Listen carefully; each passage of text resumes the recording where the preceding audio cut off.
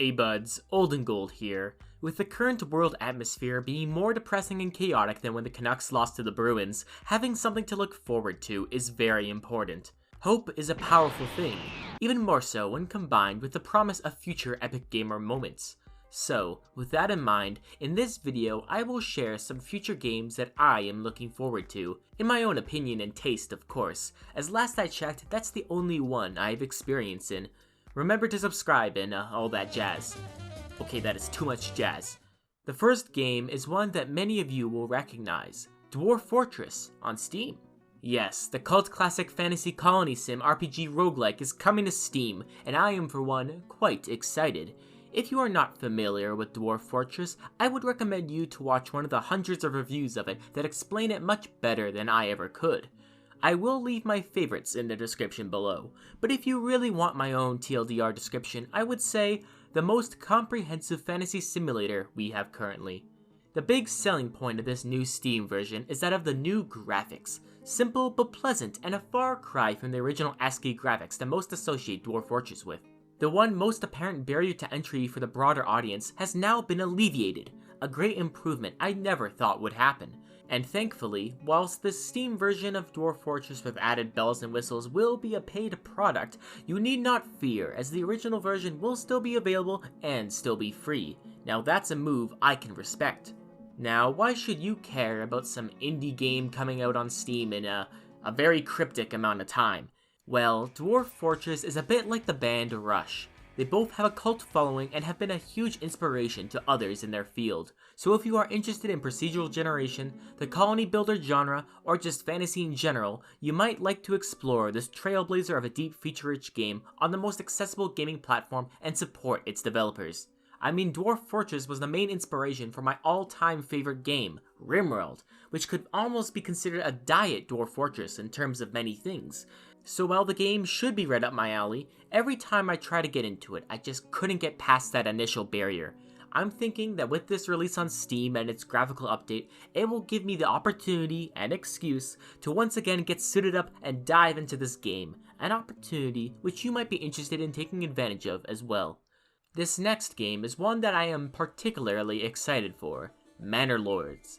You might have heard of it, you might not have, but what this game is trying to achieve in the strategy city builder genre is quite remarkable and very appealing to me. First off, it's a medieval game which already puts it on my radar as I have always loved medieval history in games since I was called young in ore. Secondly, it has a very well made trailer that effectively explains the various game mechanics and modes and actually shows you pre-alpha footage unlike a 2015 game on Kickstarter.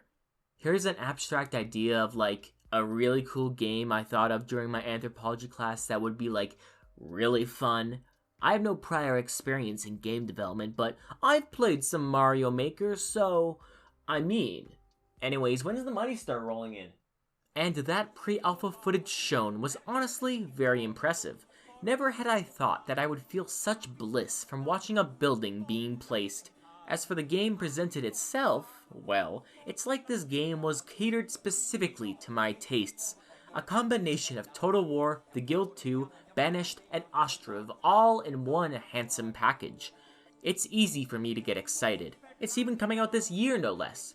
But I will try to keep my hype down as much as possible. After so many disappointments, it's better to temper your expectations to reality, lest it gets to that point where you start proclaiming the game can cure anyone who plays it of Lyme disease and make them all 2 inches taller.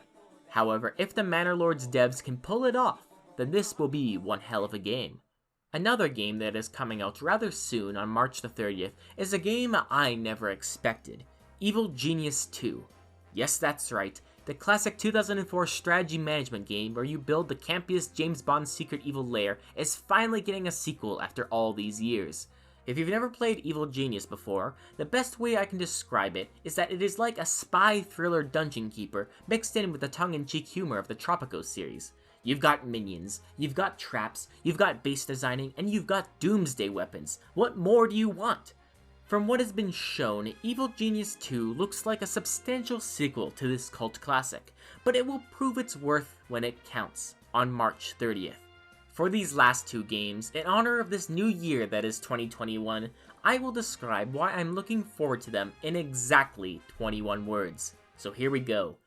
Going medieval, Medieval colony simulator a la mix of Rimworld, Banished, and Stronghold. Castle building? Settlement planning? I know what I am about. Hotel Magnate.